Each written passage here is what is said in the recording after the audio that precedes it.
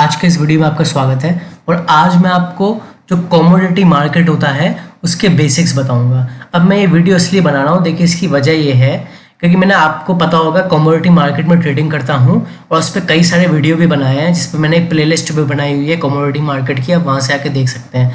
लेकिन मैं ये नोटिस करता हूँ आप लोगों के कमेंट्स पढ़ के कि बहुत से लोगों को कमोडिटी मार्केट के बेसिक्स नहीं आते हैं, मतलब बेसिक्स वगैरह नहीं आता, सीधा कमोडिटी मार्केट में ट्रेडिंग करने के लिए कूदना चाहते हैं। और फिर वो उल्टे सीधे उनके क्वेश्चन होते हैं कि ये इसमें होल्ड करके रख सकते हैं 2 साल के लिए, 5 साल के लिए, मैं इस कमोडिटी में कर सकता हूँ, इसमें क्या होगा, उसमें क्या होगा, इस तरीके के मतलब बेसिक सवाल पूछते हैं। ठीक है, तो अगर बिना बेसिक नॉलेज के, मेरा ऐसा मानना है, अगर आप कमोडिटी मार्केट में काम करते हैं तो बहुत ज़्यादा दिक्कत हो सकती है। ठीक है, तो आज मैं सिर्फ बेसिक्स बताऊंगा और आपको और भी चीज़ सीखनी है तो आप प्लेलिस्ट में आकर देख सकते हैं, लेकिन आज हम बेसिक्स की बात करेंगे। ठीक है, तो सबसे पहले देखिए, लोगों को एक कन्फ्यूजन होता है कमोडिटी मार्केट और MCX।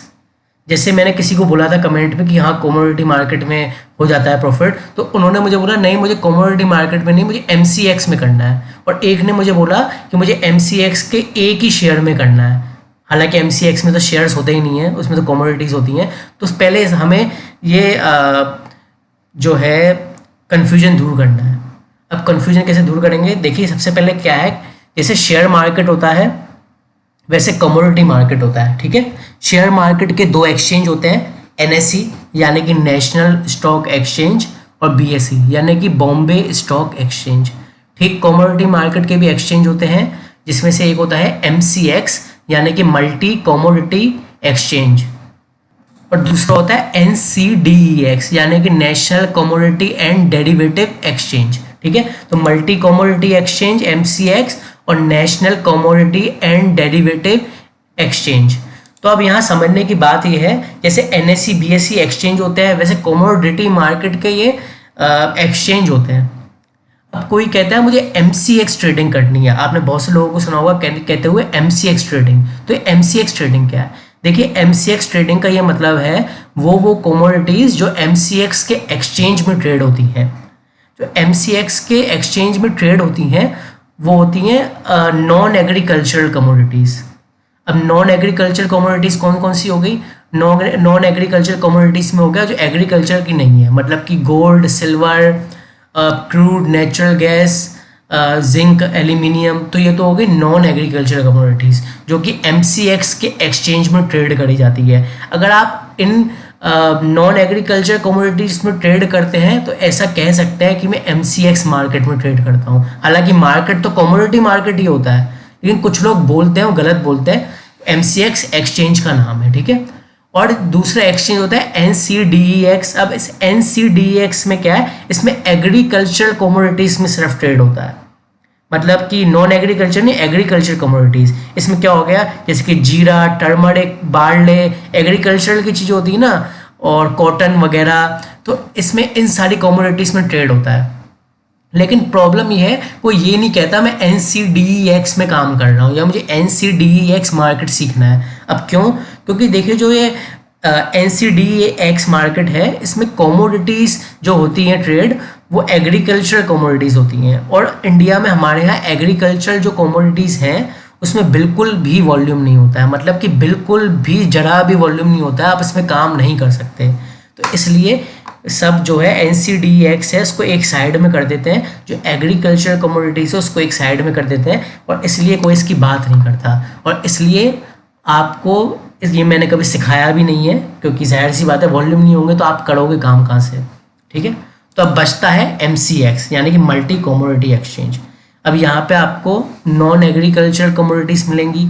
अब इसमें क्या होता है, इसमें वैसे तो कई सारी कमोडिटीज़ हैं, लेकिन कुछ ऐसी कमोडिटीज़ हैं, मुख्य कमोडिटीज़ जिसमें सबसे ज़्यादा काम होता है, जैसे कि silver, gold, crude oil, natural gas. ये जो हैं इनमें सबसे ज़्यादा काम होता है। इसके अलावा कुछ कमोडिटीज़ होती हैं जैसे कि जिंक, एल्यूमिनियम, लीड, इनमें वॉल्यूम कम होते हैं, इनमें काम कम होता है। ठीक है, तो सबसे पहले तो हमें ये बेसिक समझ लिए, MCX और NCDEX, तो ये दोनों एक्सचेंज है कमोडिटी मार्केट के अंदर आते हैं। अब जैसा कि मैंने बताया NCDEX में तो आप काम नहीं कर सकते क्योंकि उसमें तो एग्रीकल्चर कमोडिटीज़ होती हैं, तो हम NCDEX की विंडो को क्लोज करते हैं। अब ये MCX को सीखते हैं। देखिए, अगर आपको MCX में काम करना है, मतलब कि आपको नॉन एग्रीकल्चरल कमोडिटीज़ में काम करना है, तो आपको ये चुनना होगा कि आपको कौन सी कमोडिटी में काम करना है। ठीक है, अब जाहिर सी बात है, जो MCX है मेनली जो है यहाँ पे mainly non agricultural commodities trade हो रही हैं। तो यहाँ पे आपको चुनना होता है कि आपको गोल्ड में, सिल्वर में, क्रूड में, नेचुरल गैस में, एल्यूमिनियम में, जिंक में, लीड में, किस में काम करना है अपनी सहूलियत के हिसाब से। अभी मैंने आपको बताया जो 4 मुख्य कमोडिटीज़ हैं, silver, gold, crude, natural gas, सबसे ज़्यादा वॉल्यूम इनमें ही आते हैं, बाकी में बड़े कम वॉल्यूम आते हैं। तो अब इनमें कैसे काम करेंगे? फॉर एग्जाम्पल, आपको गोल्ड में काम करना है तो अपना ब्रोकर का प्लेटफॉर्म खोलेंगे और इसमें आपका कमोडिटी सेगमेंट है एक्टिवेट होना चाहिए। अगर आपका कमोडिटी मार्केट का आपके ब्रोकर में कमोडिटी मार्केट का सेगमेंट एक्टिवेट नहीं है तो करा लें, तभी आप काम कर सकते हैं। अब उदाहरण के तौर पर मुझे गोल्ड में काम करना है तो यहाँ मैं टाइप करूँगा गोल्ड। तो आप देखिए गोल्ड यहाँ पे लिखा जाएगा gold MCX, gold MCX, gold MCX। तो ये गोल्ड की कमोडिटी है। अब आपको किसी भी कमोडिटी में यहाँ काम करना है तो आपके पास 2 ऑप्शन होते हैं। एक तो या तो आप फ्यूचर्स में काम करें या आप ऑप्शंस में काम करें। अब फ्यूचर्स तो सारी कमोडिटी के होते हैं, लेकिन ऑप्शंस सारी कमोडिटी के नहीं होते हैं। ये आपको बात ध्यान में रखनी है। ठीक है, तो ऑप्शंस तो जो मैंने मेन कमोडिटीज़ बताई हैं सिर्फ उनमें होते हैं, और बाकी की जो कमोडिटीज़ बची हैं, जो एल्यूमिनियम वगैरह, लीड वगैरह हुई, उनमें ऑप्शंस नहीं होते हैं। ठीक है, तो अब उदाहरण के तौर पे आपको गोल्ड में काम करना है तो गोल्ड में आपको 4 तरीके के लॉट साइजेस मिलेंगे फ्यूचर्स के। ठीक है, फ्यूचर्स के 4 तरीके के लॉट साइज मिलते हैं, एक गोल्ड मिनी, एक गोल्ड गिनी और एक गोल्ड पेटल। ठीक है, ये चारों जो फ्यूचर्स होते हैं इनके अलग अलग लॉट साइज होता है। सबसे बड़ा गोल्ड होता है, सबसे बड़ा महंगा स्टैंडर्ड लॉट होता है गोल्ड का, मेगा लॉट भी बोलते हैं इसको, वो सबसे महंगा होता है। ठीक है, और गोल्ड मिनी उससे सस्ता होता है, गोल्ड गिनी उससे सस्ता होता है और गोल्ड पेटल उससे सस्ता होता है। ठीक, सिल्वर में भी ऐसे ऑप्शंस अवेलेबल होते हैं, सिल्वर का स्टैंडर्ड लॉट, बड़ा वाला लॉट, सिल्वर मिनी का लॉट और सिल्वर माइक्रो का लॉट।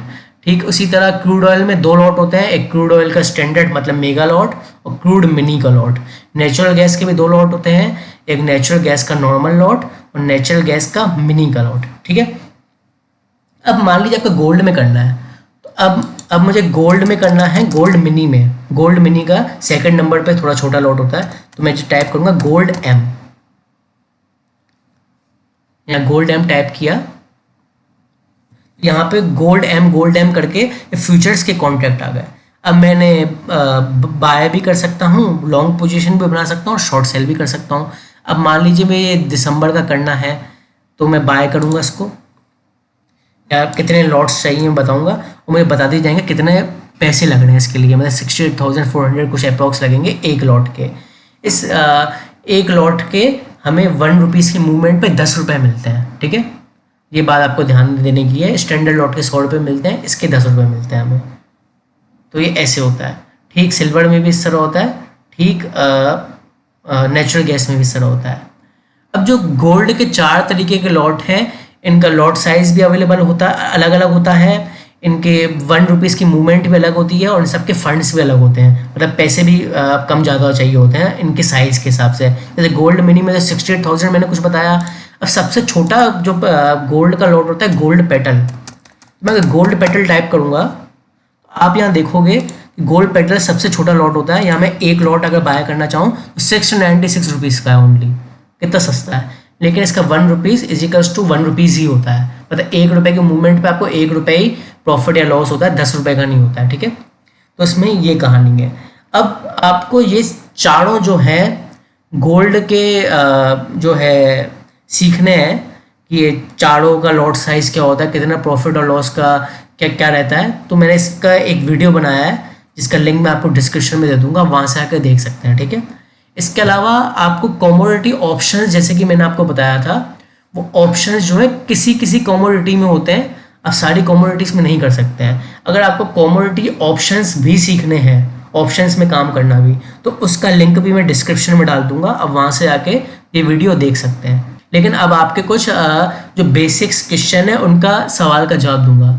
जैसे पहला क्वेश्चन किसी का ये था कि इसको हम होल्ड करे रख सकते हैं, मतलब साल 2 साल के लिए, तो आप इसको होल्ड करे नहीं रख सकते।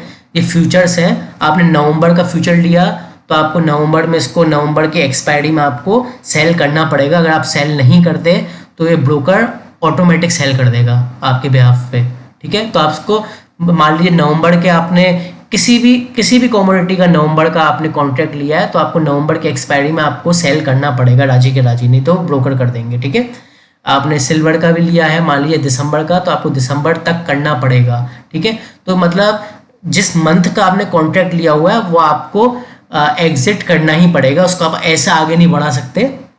आपको एग्जिट करके फिर भले बाद में आप दूसरा आगे के महीने का कॉन्ट्रैक्ट खरीद लो, लेकिन आप उसको ऐसे आगे नहीं बढ़ा सकते। दूसरा ये, क्या कमोडिटी मार्केट में बहुत सारे पैसे की जरूरत होती है? नहीं। गोल्ड पेटल सस्ता है, गोल्ड गिनी सस्ता है, सिल्वर माइक्रो सस्ता है, नेचुरल गैस सस्ता है, क्रूड मिनी सस्ता है। ये सारी मैंने चीज़ें बताई, कमोडिटी मार्केट की प्लेलिस्ट है, अब जाके देखिए, सब कुछ बहुत सस्ता है। तीसरा सवाल ये है कि मैं सारी कमोडिटीज़ में ट्रेड कर सकता हूँ। बहुत से लोग पूछते हैं सारी कमोडिटी, बहुत सारी कमोडिटीज़ है। नहीं, आप सारी कमोडिटीज़ में ट्रेड नहीं कर सकते। उदाहरण के तौर पे एक MCX की कमोडिटी है निकेल, मतलब बहुत ही कम लोगों ने सुना होगा, इसमें वॉल्यूम नहीं रहते। अभी अगर मैं निकेल के एक सेकंड आपको चार्ट दिखाऊं पहले, तो आप देखेंगे कि निकेल में यहाँ बिल्कुल भी काम नहीं होता है। ये देखिए वॉल्यूम 0 है, देखें ना, इसका 5 मिनट का चार्ट है निकेल का। अब 1 डे का चार्ट दिखाता हूँ, कितने वॉल्यूम है निकल के, 10, 20, 0। तो निकल में यहाँ काम नहीं होता है। इसके अलावा एक लीड की कमोडिटी होती है, वहाँ बहुत कम काम होता है, जैसे लीड और लीड मिनी, इसमें अलग अलग लॉट साइजेस आते हैं। मैं लीड मिनी दिखाता हूँ आपको, एक मैं चार्ट दिखाता हूँ उसका भी। लीड मिनी में देखिए आप, यहाँ भी बहुत कम काम होता है।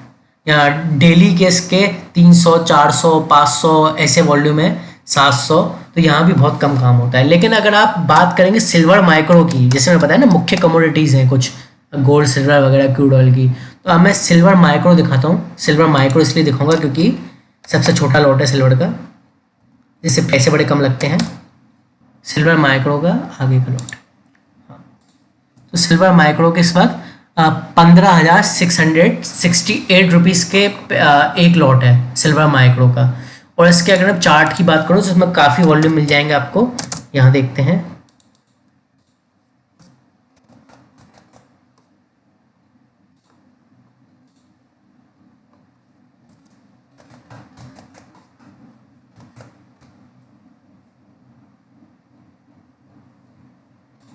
यहाँ देखिए सिल्वर माइक्रो का डेली चार्ट का वॉल्यूम 1 लाख, 1.5 लाख, 2 लाख, 1.5 लाख, 1,20,000।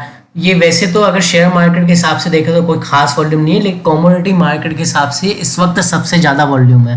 समझ रहे हैं, कमोडिटी मार्केट में ओवरऑल वॉल्यूम कम रहते हैं तो ज़्यादा है। तो अगर मुख्य कमोडिटीज़ जो मैंने बताई है उनमें काम करेंगे तो ज़्यादा बढ़िया रहेगा। इसके अलावा जो बाकी कमोडिटीज़ हैं वो आपकी इच्छाएं, करना चाहे नहीं करना चाहे तो ये है। इसे फ्यूचर्स में काम कर सकते हैं, ऑप्शंस में कहीं किसी में काम कर सकते हैं। जो सारे जो मैंने लिंक्स हैं डिस्क्रिप्शन में दे रखे हैं, आप उन्हें सबको जाके जरूर चेक करें। तो आज के इस वीडियो में देता, थैंक यू।